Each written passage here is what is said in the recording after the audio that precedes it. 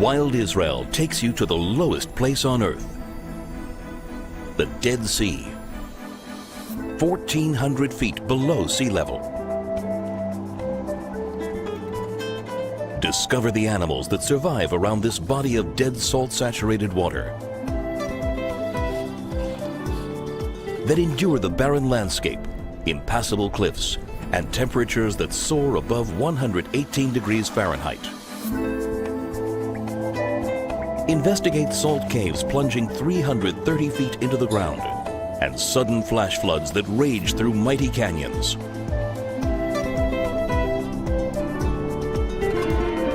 In Israel, history is everywhere.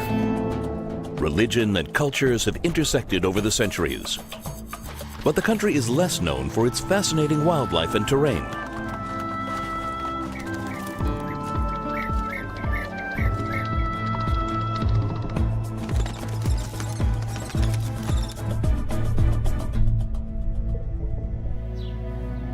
Explore in Israel most people never see. From Mediterranean beaches to lush waterfalls.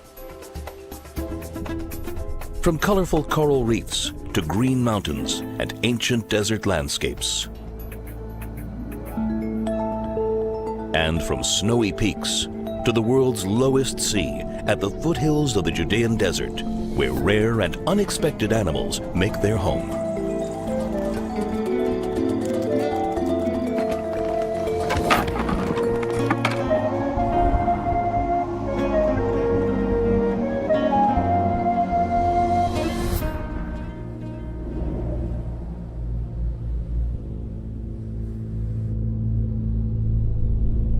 Deep inside the country lies the Judean desert, 53 miles long and 15 miles wide. Running through this barren stretch of land is the Great Rift Valley, which reaches from Mozambique in Africa to Turkey. At the bottom of one of the valley's deepest faults lies the lowest place on Earth, the Dead Sea.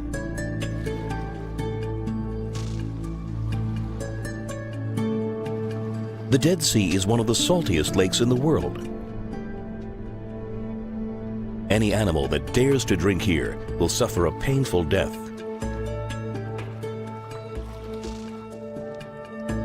Only minuscule quantities of bacteria and microbial fungi are present in this water. The salt content varies from year to year and currently hovers at 34%. The salt content of the Mediterranean is only 3.5%. A sail along the Dead Sea's coast reveals a surreal underwater landscape.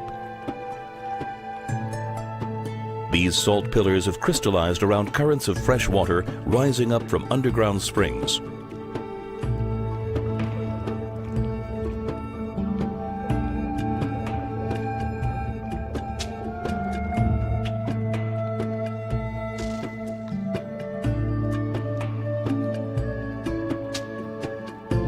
At the edge of the water, these surprising crystallized forms.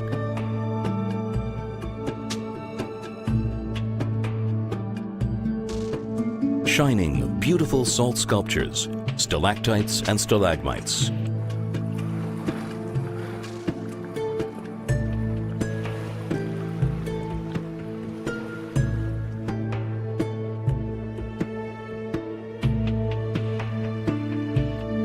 Every branch and trunk that is swept into the water becomes a salt sculpture.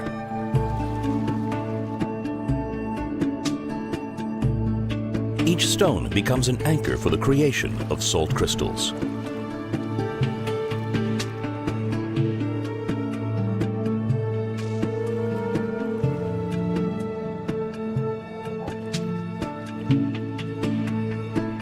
This is a beautiful yet deadly world.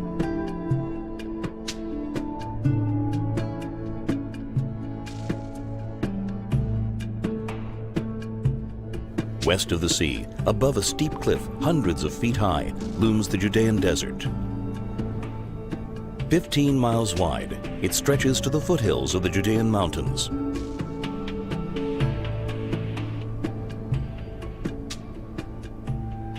This mountain range has created two different worlds. On the western side, thanks to moisture generated from the Mediterranean, enough precipitation falls to sustain a wide range of plant life.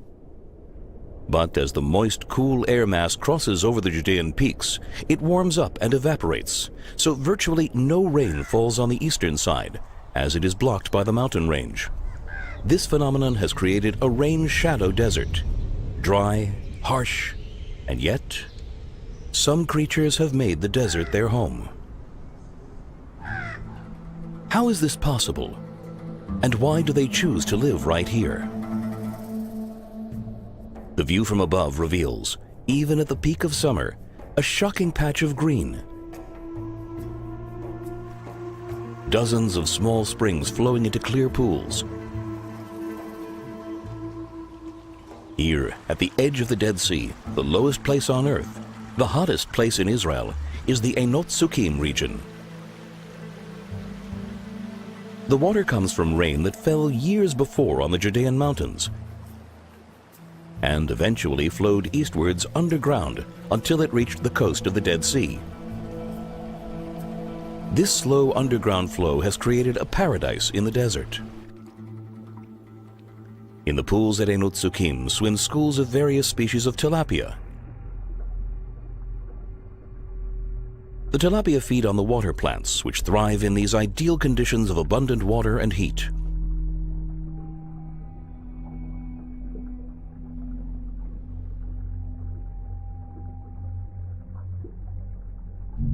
This tilapia aggressively defends the hole it dug in the pool bed, to which it hopes to attract a suitable partner during the mating season.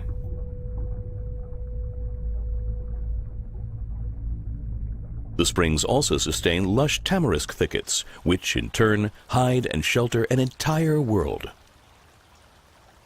Among the tamarisk branches lives an ant community of builders and sophisticated farmers. Weaver ants are a tropical species that live only in hot regions. They build and weave a palace for the entire community from silk threads. The nest is well padded and silk screens protect and completely isolate it from potential threats. The adult ants cannot spin threads, so they exploit the spinning talents of their young larvae. At 2 weeks, just before it becomes a cocoon, the larva body is full of precious silk. Using their jaws, adult ants carry each larva to the building site. There, the larva secretes strong, thin threads that are added to the construction. When the larva has exhausted its supply of silk, adults return it to rest, and another larva is taken to work in its place. In addition to building the nest, the weaver ants are busy building special enclosures for aphids and bugs.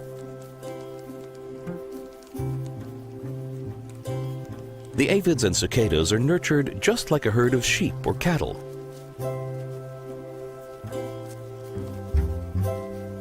They drink fluids from the tamarisk trees and secrete a sweet liquid called honeydew, a highly nutritious food source for the ants.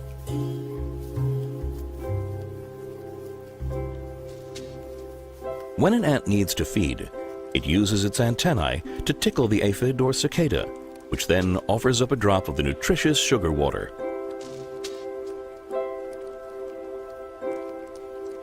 In return, the ants care for them, clean them, and watch over them to make them stay.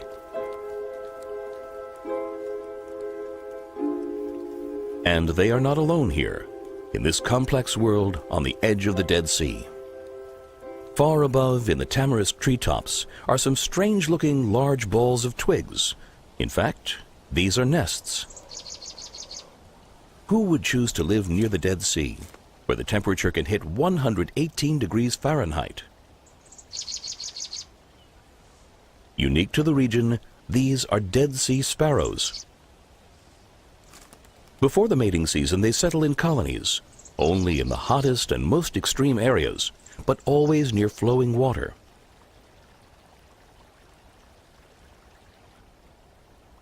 The male chooses the location and builds by himself.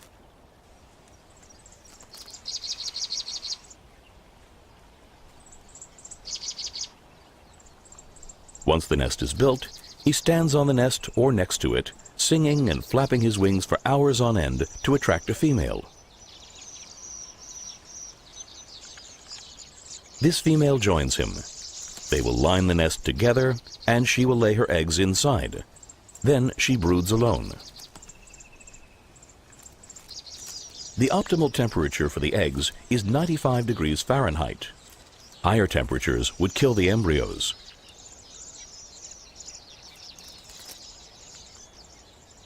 From time to time, she leaves the nest for a soak. When her feathers are wet enough, she returns to drip over her eggs and the nest. The walls are well aerated, and when wind blows between the twigs, it cools the wet eggs. This is cooling incubation. It means the difference between life and death. If the river dries up, the parents must abandon the nest, and the chicks will die in the heat. But here among the springs on the edge of the Dead Sea, even during summer, fresh water is plentiful, and the nesting success rate is high. West of Einot Sukkim, a cliff rises up hundreds of feet, gouged by steep, deep canyons that drop from the Judean desert to the Dead Sea.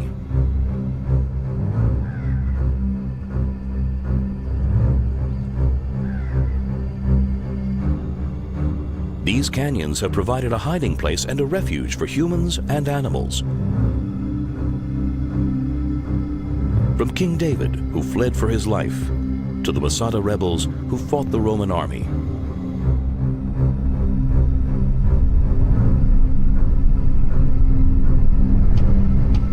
High in the cliff above Einot Sukkim, in a cave, the Dead Sea Scrolls were found, the oldest surviving sections of the Bible.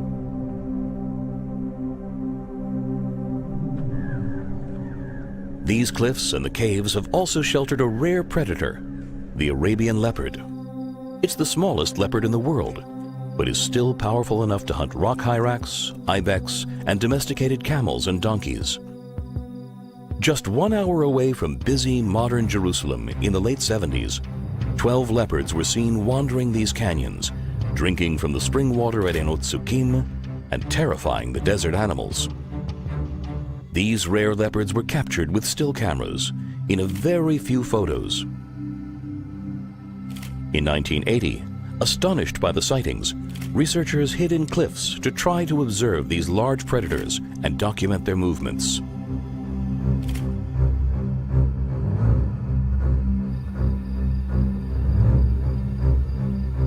But over time, and for reasons not entirely clear, the leopards vanished from sight, perhaps repelled by even minimal contact with the modern world.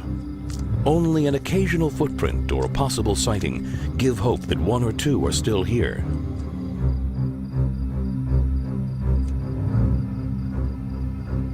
And that maybe one day more might return.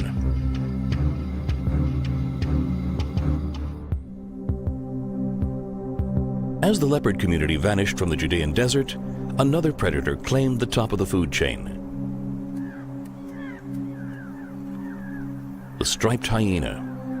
In fact, this is the largest predator in Israel, reaching close to 100 pounds.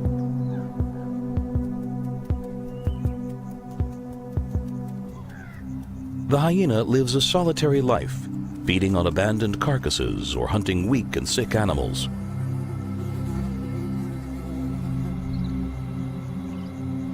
It's capable of eating the equivalent of 5 whole chickens in one meal.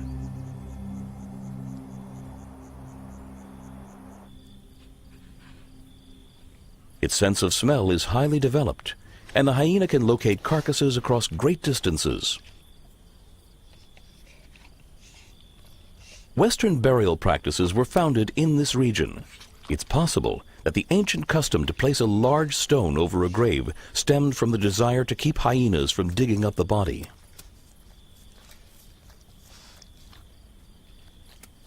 Many cultures fear hyenas and imbue them with negative qualities, in part because they eat carcasses, but also because of their menacing appearance. High shoulders, front legs longer than the back legs, and broad, strong jaws that can crack large bones. This strange build, like a crane, allows it to drag carcasses heavier than its own weight. The hyena's only enemies are human, some of whom see hyenas as supernatural, evil creatures. It's not uncommon for drivers to run hyenas over as they wander along roads looking for carcasses.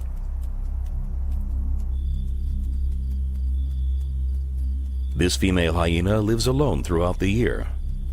A few months ago, she met her partner, who left after the mating. Now, at the end of the summer, she alone looks after her cubs in her den in the canyon. She hunts and scavenges from evening until morning, often covering tens of miles per day. And out here in the Judean desert, she is not the only hunter on the prowl.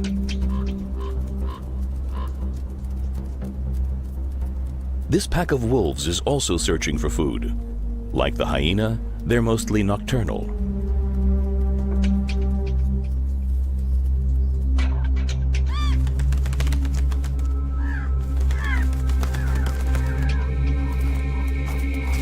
Up on the desert's highlands, a dead sheep from a Bedouin's herd is a good reason to celebrate. The wolves devour as much as possible.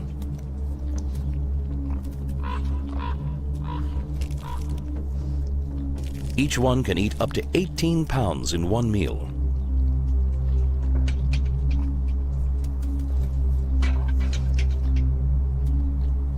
They eat fast because all too often dinner gets interrupted.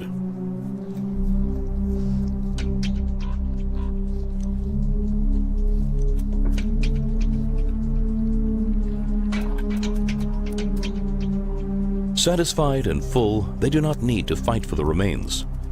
Just smelling the hyena makes them give up and leave. For 3 months, the striped hyena brings her cubs what they need to eat. It's already morning, and they wait impatiently at the den's entrance for their mother. During the first 3 months of their life, the cubs don't stray from the den. As they grow, they spend more and more time outside, staying close to the entrance.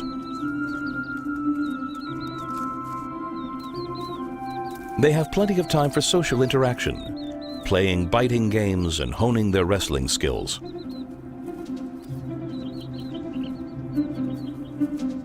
Soon they'll join their mother in the search for food.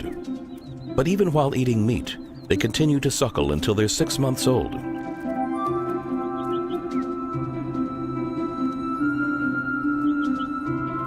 At that age, they start roaming on their own along the Dead Sea shores and the canyons, looking for food. No easy task in this sweltering landscape. And here in the Judean desert, one location is most forbidding of all. Towering 820 feet high, Mount Sodom is the single most arid and harsh area in the region. For this mountain consists of a large lump of salt that was forced upward by tectonic activity.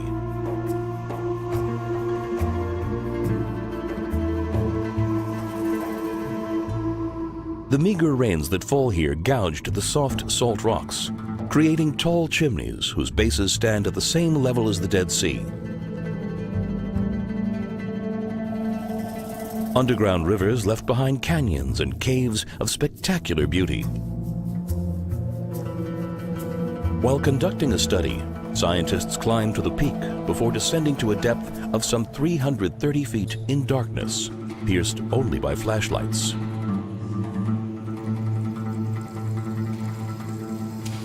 The caves are dangerous. Researchers have to be prepared for frequent underground avalanches. For this reason, the caves aren't open to tourists. This is the longest salt cave in the world. It splits off and twists for over 3 miles.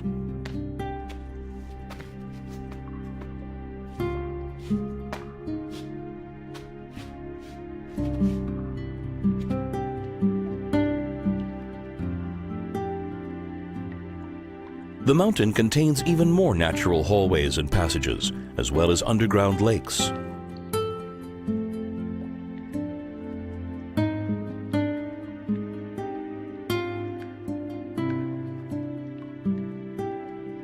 Above the water, the flashlight reveals glittering salt stalactites and white gypsum crystals hanging like threads of silk.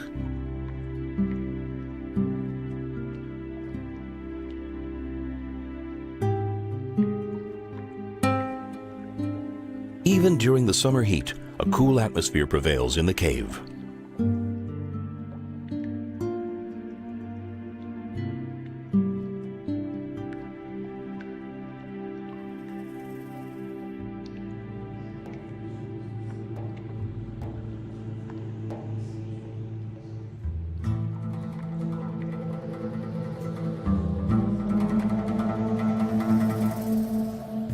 It takes a huge effort to return up to the surface.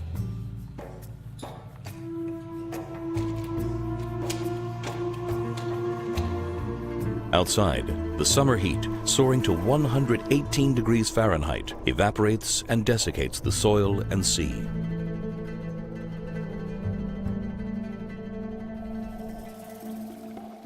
Not far from Mount Sodom hides a vibrant world, completely unlike the Dead Sea's arid coastline. Freshwater springs burst through rock to create flowering rivers and oases.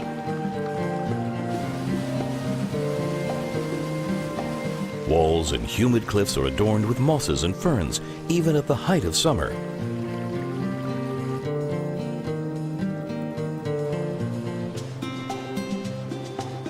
Abundant water combines with high temperatures to create localized tropical moist conditions in the canyon's hideaway, isolated from the surroundings.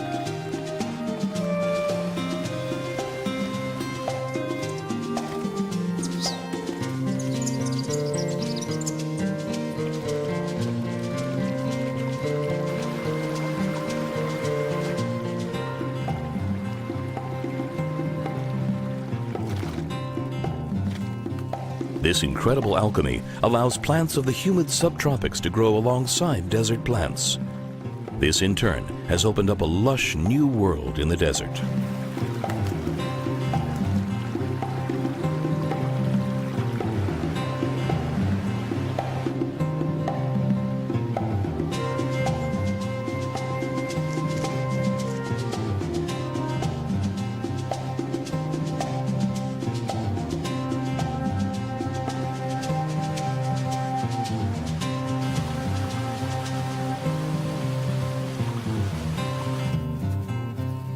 This tropical niche represents a real heaven for Tristram's starlings.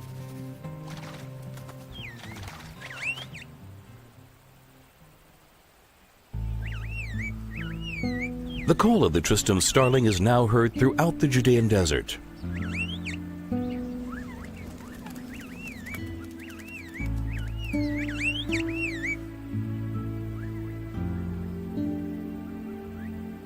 In late summer, after the nesting season, when they lived in canyons in isolated pairs, the Tristram starlings gather into large, noisy flocks, looking for the fruits of desert plants, insects, and crumbs of food.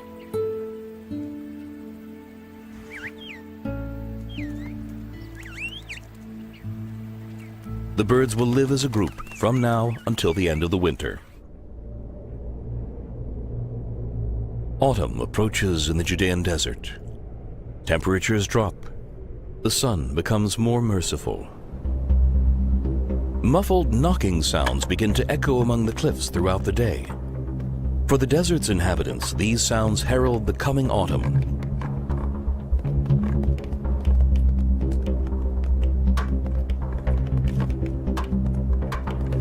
Before the mating season, the male ibex compete to determine their status in the herd.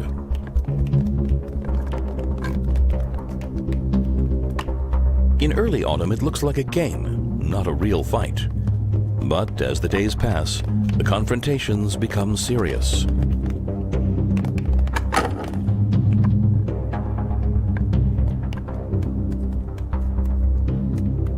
Only the strongest will mate with the females and bring their offspring into the world. Often, a simple staring match suffices. In this case, the strongest male with the longest horns wins without a fight. But if the contestants are equal in size, a true battle will take place until one is defeated.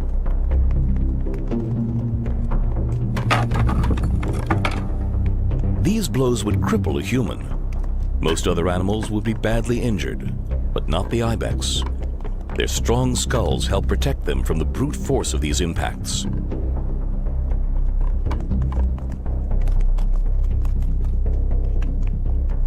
The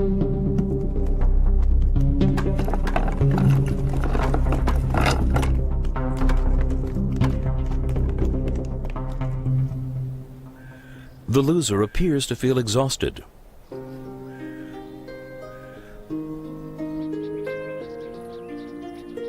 And the winner prepares himself for courting. Throughout most of the year, the males live in a separate herd. Only now do they approach the female herd. The male ibex raises his upper lip and sticks out his tongue to smell and taste the female's readiness. He circles them for days, waiting for them to come into heat. The female ibex is in heat for only a few days, and if the male misses his opportunity, someone else will take his place. Meanwhile, at the peak of a rocky slope, this young male managed to get close to a female grazing on lichens. He is delicate and hesitant, and she's not bothered at all by his awkward courting. Nothing will develop from this immature relationship. When she comes into heat, a strong male already by her side will fight off any competitors. At the end of the mating season, the males will leave the female herds, and all the pregnant ibex will winter together in peace.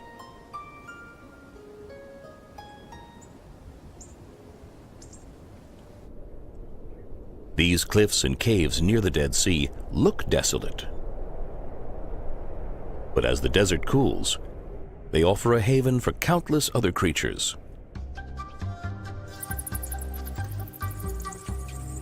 Vast colonies of 2 species of mouse-tailed bats seek shelter in these caves during the winter months. Surprisingly, they even hibernate here.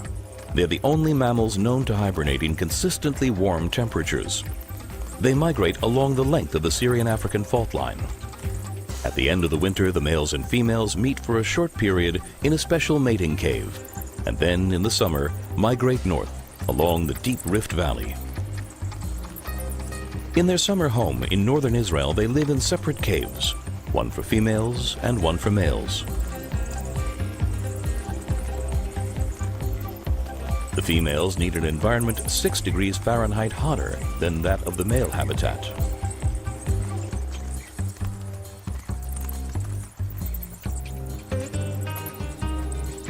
Just before nightfall, a few scouts leave the entrance of the male cave. They scan the landscape quickly and return with the all clear. Within seconds, thousands of bats spread out across the valley to hunt down their prey.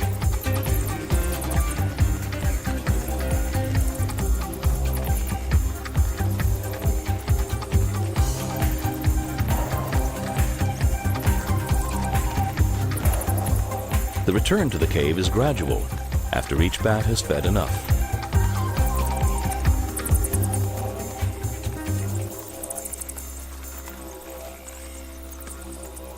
Before temperatures drop and the winter rains approach, the mouse-tailed bats migrate back to the Judean desert.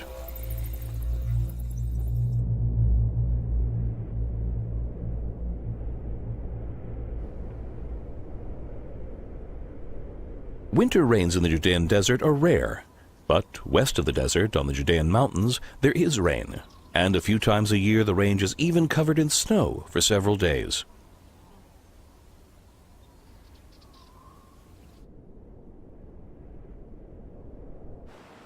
The rain and melted snow don't penetrate the soil or the rocky cliffs.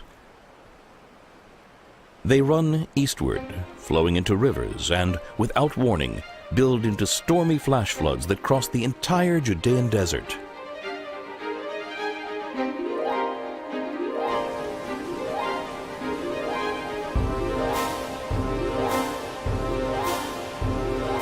Along their path, the floods pound through deep canyons in the desert highlands and plunge hundreds of feet in waterfalls down to the depths of the Rift Valley. The flash floods come each winter, but their timing is impossible to predict. Sometimes the floods form from strong local rainfall, but most of the floods are caused by rain that falls far away on the high mountains.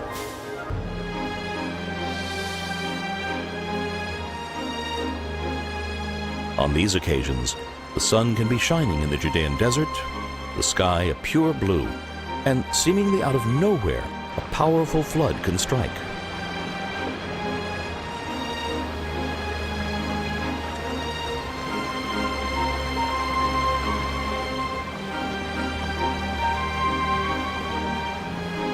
Floods in the Judean desert are intense, even deadly. Each year they block roads and carry away animals, and very occasionally even people to their death.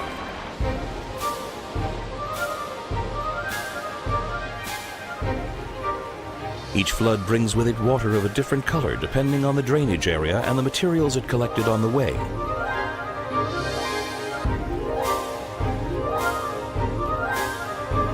The floodwaters descend and reach the Dead Sea, forming large deposits of sediment.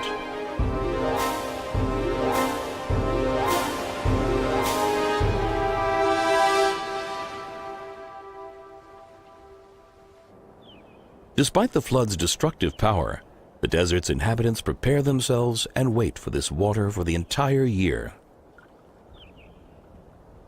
The winter floods are a lifeline for the desert plateau and the coastline of the Dead Sea. Every rocky niche, crack, or crevice becomes a waterhole that holds the precious liquid of life for a few days or even weeks.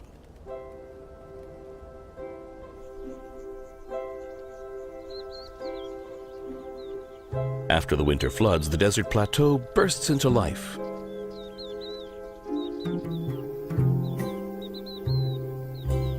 For the mountain gazelles, this is a glorious period of bounty. They graze in small herds among the carpets of flowers and reborn meadows.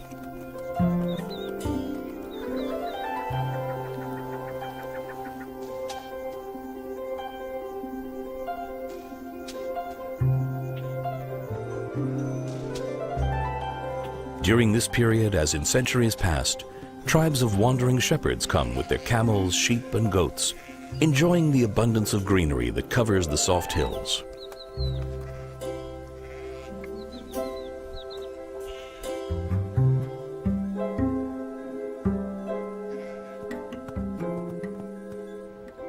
During these lush spring days, the green bee-eater hovers in the desert landscape, digging its nest in vertical walls.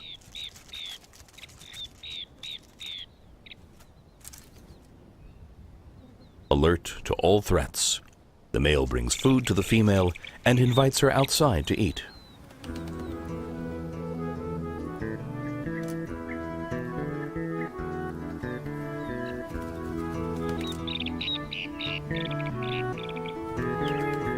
A curious blackstart that approaches the nesting site is pushed back aggressively. A foreign bee-eater that approaches the nest receives the same treatment and is expelled from the area. The two parents work around the clock, hunting bees, wasps, and other insects to feed the chicks, hoping they will survive past the spring. In this season, the animal world seems transformed. Even the ibex are acting differently. The males who fought in the autumn now walk together in peace and harmony, the earlier tension forgotten. The female ibex gave birth at the end of the winter, each one alone in a rocky refuge.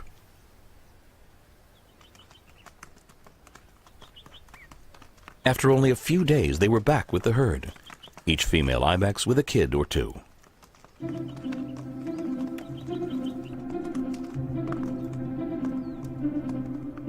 During the daytime, the ibex kids are grouped in nurseries and minded by a few adult females.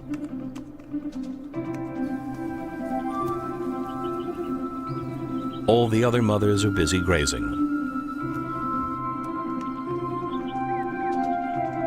The atmosphere is playful as the kids practice jumping, running, and headbutting.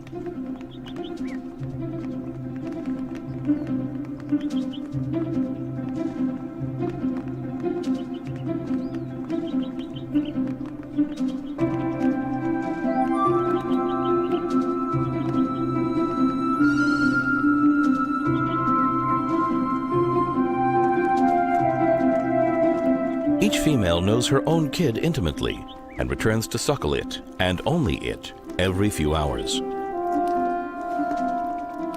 The suckling is very quick, only 20 seconds.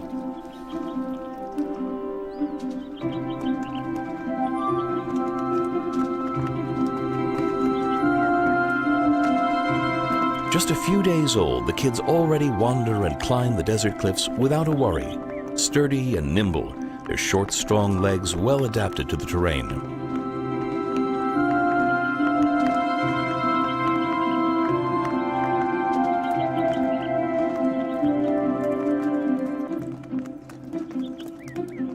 Only a few predators can threaten them, but if that threat appears, the ibex mothers move to defend their kids with their short, sharp horns.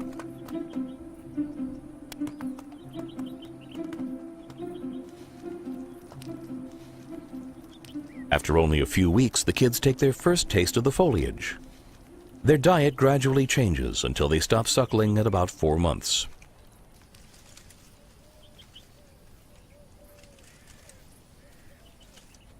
The ibex share the same rocky area and the same acacia trees with hyraxes. The ibex eat the low leaves, standing on their hind legs to reach as high as possible.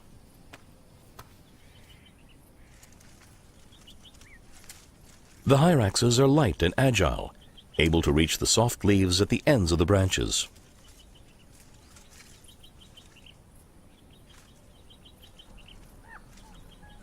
They gather their food, careful to avoid the acacia thorns.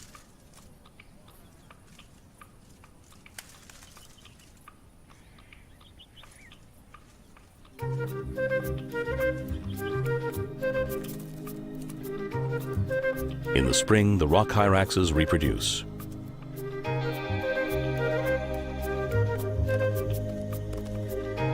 The newly born young are open-eyed, ready for life, and active within a few hours after birth.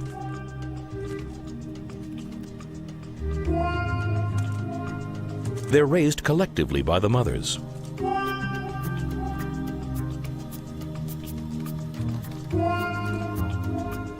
The family, blessed with many cubs, enjoys the spring warmth and spends long hours sunbathing and playing among the rocks.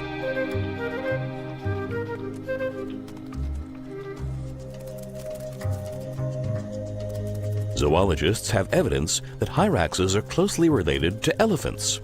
It sounds strange, but anatomical traits support this hypothesis. The similarity between the tusks of the hyrax and those of the elephant, the internal testes in the males, and the female nipples, which are located between the forelegs. However, the female hyrax, unlike the female elephant, has an extra pair of nipples between her hind legs. The cubs jump from nipple to nipple.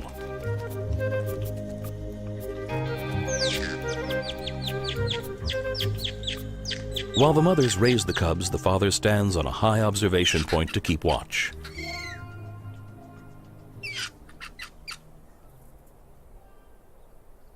He uses a loud song that declares the group's ownership of their territory, and, when necessary, warning shrieks that send his family scurrying to take shelter.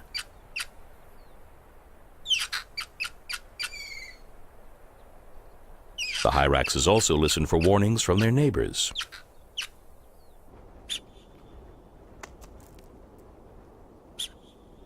From a great distance comes a sharp warning shriek, sounded by 2 adult ibex. When the shriek is heard, this small world freezes. The hyraxes have good reason to be afraid. Among these cliffs nests the giant golden eagle, always on the hunt.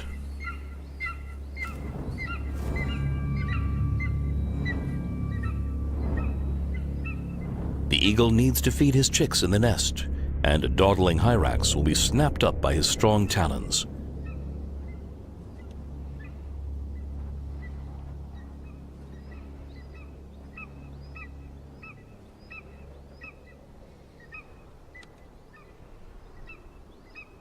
The eagles rear their 2 chicks with fierce devotion, ranging far and wide to bring them partridges and doves, hyraxes, hares, and foxes.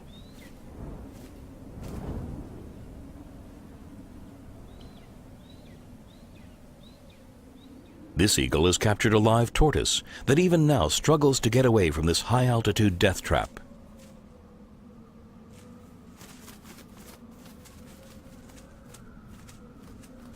With plentiful food, the chicks grow rapidly, and their white down is replaced by dark plumage.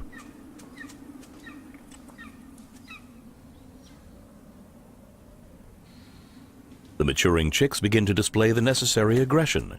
They don't need their parents' help anymore to tear their meal. They even compete with each other for bigger portions.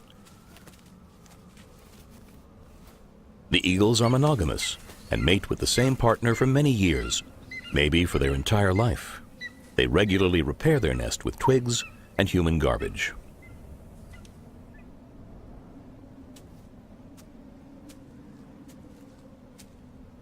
Research has revealed that some golden eagle nests are active for hundreds of years and serve generations of these raptors. At the age of 2 months, the chicks are nearly ready for their first flight and practice flapping their wings and jumping in the nest. Even after they leave the nest, they maintain contact with their parents and live in the cliffs surrounding the nest for another 4 months.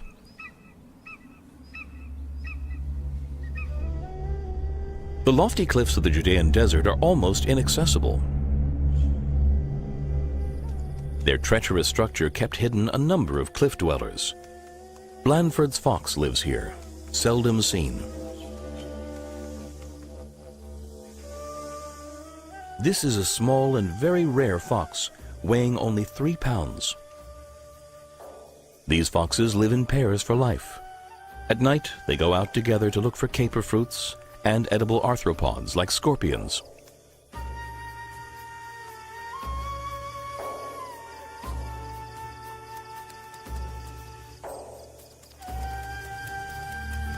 More than 10 species of scorpions live in the Judean desert, all nocturnal.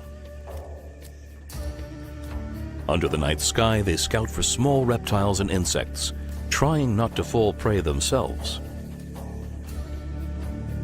The steep hideaway provides shelter for another surprising animal. His calls echo within the canyon.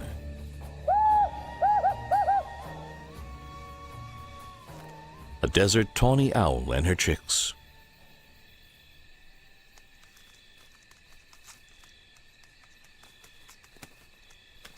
This is the first time ever that a desert tawny owl and her 2 chicks are being caught on film.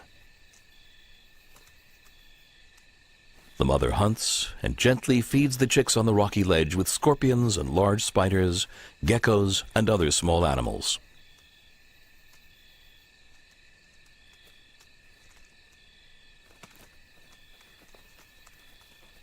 Only at the end of 2014 was it determined that this owl is actually a separate species, Strix hadorami. Among the rocks at the bottom of the canyon lives a family of bushy-tailed jareds, rodents with a magnificent tail.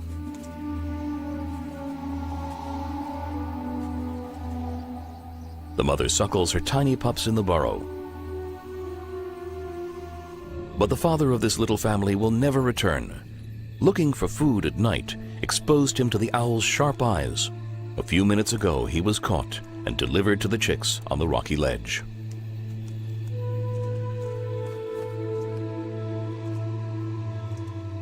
Until today, the 2 chicks ate small arthropods, and this is the first time they are rewarded with a large rodent.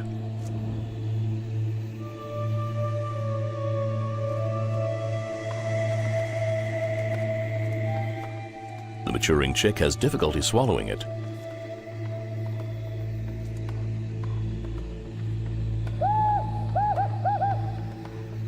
But finally succeeds, and the feast disappears into his belly. The death of one animal means life for another. In the summer, the chicks reach maturity and leave the nest. During this difficult dry period, each one fends for himself. The Dead Sea is drying up. Its water level, 1,400 feet below the sea, is dropping by 3 feet each year.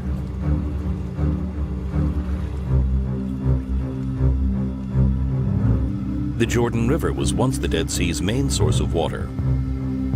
Now the river is pumped, mainly for domestic and industrial use in Jordan and Israel. Very little water now reaches the sea.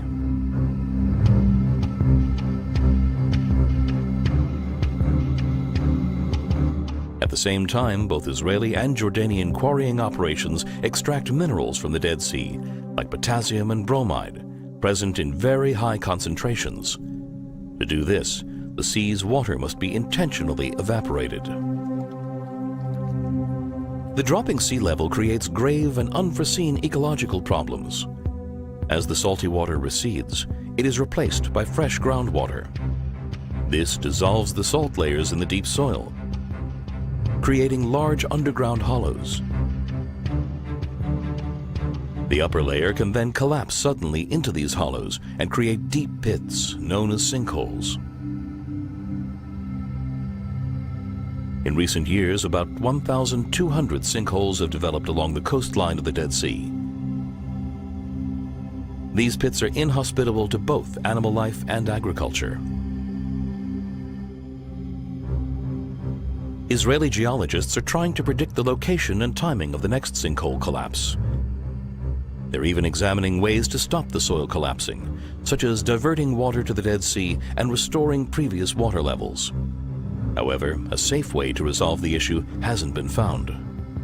Scientists also worry that their efforts may also cause some further damage to the sensitive desert ecosystem. Treacherous, yet beautiful. Barren at times, and then lush. Remote and teeming with life. The Dead Sea and the Judean Desert have developed into one of the world's most unique ecological wonderlands. And hopefully, they will continue to endure and flourish for all the following generations of animals and plants to come.